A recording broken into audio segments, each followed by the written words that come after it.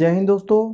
क्या उत्तर प्रदेश के शिक्षा मित्रों, अनुदेशकों और रसोइयों का मानदेय वृद्धि का अभी कोई रास्ता है? क्या ऐसा कोई चांस बचा है जिससे आस लगाया जा सके कि मानदेय वृद्धि होगी? विधानसभा सत्र में इस विषय पर चर्चा न होने से पूरे प्रदेश में शिक्षा मित्रों, अनुदेशकों और रसोइयों में काफ़ी निराशा हुई है। बहुत निराशा का माहौल जमा हुआ है। पिछले दिनों मंत्री संदीप सिंह जी ने भी ये आश्वासन दिया था कि मानदेय बढ़ाया जाएगा। जो शिक्षा मित्र के पदाधिकारी थे वो माननीय योगी जी से मिले थे, उन्होंने भी आश्वासन दिया था कि हाँ मानदेय बढ़ाया जाएगा, उपचुनाव के बाद बढ़ाया जाएगा। उपचुनाव हुआ, दिवाली का इंतज़ार किया, सब कुछ इंतज़ार करने के बाद लास्ट में क्या हाथ लगी, तो वो निराशा हाथ लगी।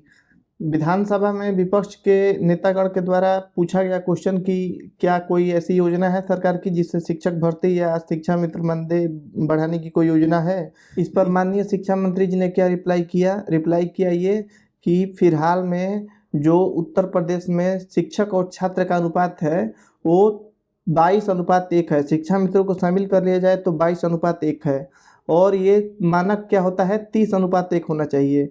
तीसरे अगर छात्र हैं तो उस पर एक छात्र अध्यापक का अनुपात होना चाहिए, लेकिन फिलहाल में शिक्षा मित्रों को शामिल करने पे 22:1 है।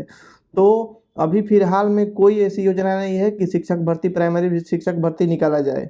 अब आप लोग एक चीज़ सोच सकते हैं, आप लोग की तो नौकरी लगी है, जो छात्र अभी तैयारी कर रहे हैं, डीएलएड कर रहे हैं, हर साल डीएलएड करके कितने लाख लड़के पास हो रहे हैं, लड़कियां, वो लोग तैयारी कर रहे हैं कि शिक्षक भर्ती आएगी उत्तर प्रदेश में, उन लोगों में क्या होगा, कितनी निराशा होगी, इस चीज़ का अंदाज़ा आप लोग लगा सकते हैं। तो कहीं ना कहीं सरकार के मन में ये भी चीज़ है कि 22:1 है जब अनुपात, तो हम लोग के सरकारी खजाने पे अतिरिक्त व्यय पड़ रहा है। ठीक है, तो ये भी कारण हो सकता है, अंदाज़ा लगाया जा सकता है कि 22:1 का जो सैलरी दिया जा रहा है, तो यही कारण हो सकता है कि अतिरिक्त व्यय हो ही रहा है, तो क्यों हम लोग शिक्षा मित्र की सैलरी बढ़ाएं। तो ये भी एक कारण हो सकता है। आप लोग खुद समझदार हैं, समझ सकते हैं इस चीज़ के बारे में। अभी अभी उत्तर प्रदेश में माननीय योगी जी के द्वारा ये बताया गया कि 6 महीना तक सारे धरना प्रदर्शन बंद होंगे, कोई भी संगठन धरना प्रदर्शन नहीं किया जा सकता है। और इस पे क्या हुआ कि सारे संगठन के जितने भी अध्यक्ष हैं सब लोग शामिल हुए थे, जिसमें शिक्षा मित्र के अध्यक्ष शिव कुमार शुक्ला जी भी शामिल हुए थे, और उन्होंने बहुत ही बढ़िया से वहाँ भी आश्वासन दिया कि हाँ शिक्षा मित्र की सैलरी बढ़ेगी, मानदेय बढ़ेगा, लेकिन हुआ कुछ नहीं ऐसा। तो ऐसा भी नहीं हो सकता कि धरना प्रदर्शन में बैठ नहीं सकते, क्योंकि 6 महीने तक तो ये बंदी है। माननीय मंत्री जी ने क्या बताया, शिक्षा मंत्री जी ने जवाब दिया इसमें, किसके अनुसार, जो शिक्षा मित्र के अध्यक्ष हैं उनके अनुसार वो बता रहे हैं कि हम बाद में फिर से गए, उनसे बात किए तो उन्होंने बताया कि बहुत ही लिखा हुआ लिमिटेड चीज़ होता है और फिक्स होता है, प्रीफिक्स होता है, वही चीज़ हमको सदन में बोलना होता है। तो वो चीज़ हम जो जितना लिखा था उतना ही मैंने बोला है, ये चीज़ मैं नहीं बोल सकता। ये चीज़ ये सामने आई है। अब बात करते हैं न्यायालय के क्या मामला हुआ। जब एक बार एक शिक्षा मित्र, वाराणसी के कोई शिक्षा मित्र हैं, उन्होंने अवमानना याचिका दायर की थी, तो कोर्ट का आप लोग को पहले से ही पता है, कोर्ट ने क्या बोला था कि सबसे पहले एक समिति बनाइए, समिति बना के और एक नॉर्मल आदमी को अपनी आजीविका चलाने के लिए कितना मानदेय होना चाहिए इस चीज़ का रिपोर्ट दीजिए।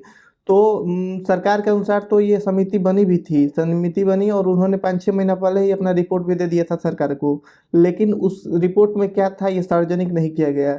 उस रिपोर्ट में क्या बोला गया, कितनी आजीविका होनी चाहिए, ये चीज़ अभी सार्वजनिक नहीं हुई है, ये सरकार के पास गोपनीय है। अब अवमानना याचिका में पिछले तारीख को क्या हुआ था कि सरकार के वकील ने क्या बोला कि हम लोग जो है ये शिक्षा मित्रों की संख्या ज़्यादा है, 1.5 लाख शिक्षा संख्या है, तो क्या हो जाता है कि अगर मानदेय बढ़ाते हैं तो सरकारी खजाने पर अचानक से अतिरिक्त व्यय आ जाएगा, तो इसके लिए वित्त विभाग को मंजूरी चाहिए।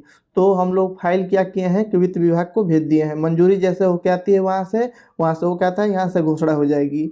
ये कोर्ट में दलील दिया था राज्य सरकार के वकील ने। अब अगली तारीख पड़ी थी 18 दिसंबर को। सभी लोग यूट्यूब पे भी वीडियो बना रहे थे, न्यूज़ में भी आ रहा था, अखबारों में दे रहा था कि 18 दिसंबर जो था वो तारीख का डेट पड़ा था, लेकिन ऐसा क्या कारण हुआ ये किसी को नहीं पता कि एक डेट आगे बढ़ गया, अचानक से डेट आगे बढ़ गया, किसी को नहीं पता है। शायद शिक्षा मित्र के जो पदाधिकारी हैं उनको ये चीज़ पता हो, लेकिन नॉर्मल आदमी को ये चीज़ नहीं पता है कि क्यों डेट आगे बढ़ गई और कब तक डेट पड़ी है, ये भी नहीं क्लियर है।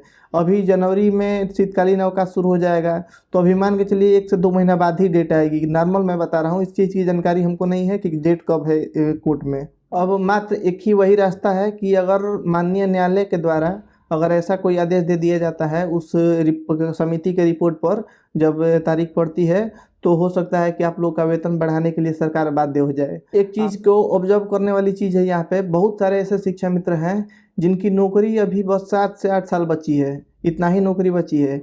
तो अभी लेट करके अगर 2 साल 3 साल बाद ही सैलरी अगर बढ़ती भी है तो क्या फ़ायदा होगा, बहुत ज़्यादा फ़ायदा नहीं पहुंचाएगा। इस चीज़ को सरकार को विचार करना चाहिए कि क्या एक इतना मानदेय देना सही रहेगा। ये चीज़ सरकार निर्णय लेगी। एक चीज़ और बता रहे हैं, जितना आप लोग के नेता बता रहे हैं कि हम लोग यहाँ गए वहाँ गए, इन विधायक से मिले, उन सांसद से मिले, ऐसा कुछ नहीं है। अगर सरकार चाह देगी तो 1 मिनट भी नहीं लगेगा घोषणा करने में उसको। सरकार चाह देगी तो अचानक से रात को सोए हैं, सुबह उठेंगे तो घोषणा सुनने को मिल सकती है। आज सरकार के पास मतलब इतनी पावर होती है। तो इस चीज़ के बारे में ये सब तो घुमाने वाली बात हो गई कि नहीं, नेता गए हैं, वो मंत्री से बोले हैं, मंत्री जी योगी जी से मिलेंगे, योगी जी शादी में गए हैं, ऐसा कुछ नहीं है। अगर कुछ ऐसा निर्णय होना होता, चाहे होना होगा भविष्य में भी, तो अचानक से घोषणा हो जाएगी। इसके लिए ज़्यादा घूमने फिरने की ज़रूरत भी नहीं पड़ेगी। इसी बीच अगर मानदेय नहीं भी बढ़ रहा है तो एक चीज़ को नहीं भूलना चाहिए कि आप लोग के जो अध्यक्ष हैं, नेता हैं, आप लोग में जो भी वरिष्ठ अधिकारी हैं, वो लोग मेहनत कर रहे हैं, उन्होंने मेहनत किया है। उनकी मेहनत अगर फल नहीं मिल रहा है तो ऐसा नहीं कि उनकी मेहनत को नकारा जाए। इस चीज़ को, इसी को लेकर ये शिक्षा मित्र में विद्रोह भी है, काफ़ी विद्रोह है। एक और शिक्षा मित्र संगठन बनने की बात सामने आ रही है, जिसका नाम है सशक्त शिक्षा मित्र संगठन करके कुछ है।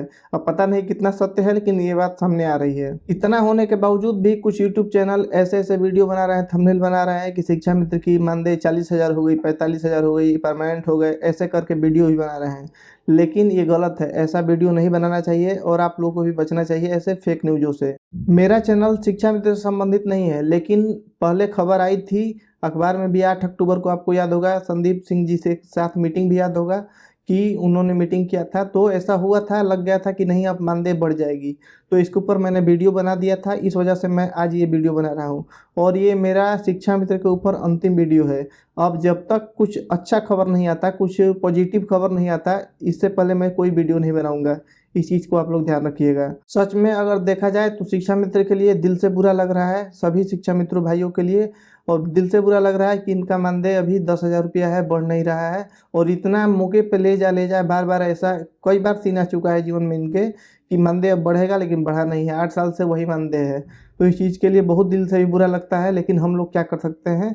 हम बस आपको एक खबर दे रहे हैं, वही चीज़ है। नहीं कि हमारे हाथ में कुछ नहीं है बढ़ाना घटाना, हम आप तक बस एक खबर पहुँचा रहे हैं। लेकिन आपको उम्मीद नहीं छोड़ना चाहिए, उम्मीद पे ही पूरा दुनिया कायम है। और उम्मीद है कि आप लोगों का थोड़ा देर होगा लेकिन अंधेर नहीं, आपका मानदेय बढ़ेगा, थोड़ा देर होगा लेकिन अंधेर नहीं होगा। तो मिलते हैं अगले वीडियो में, तब तक के लिए जय हिंद।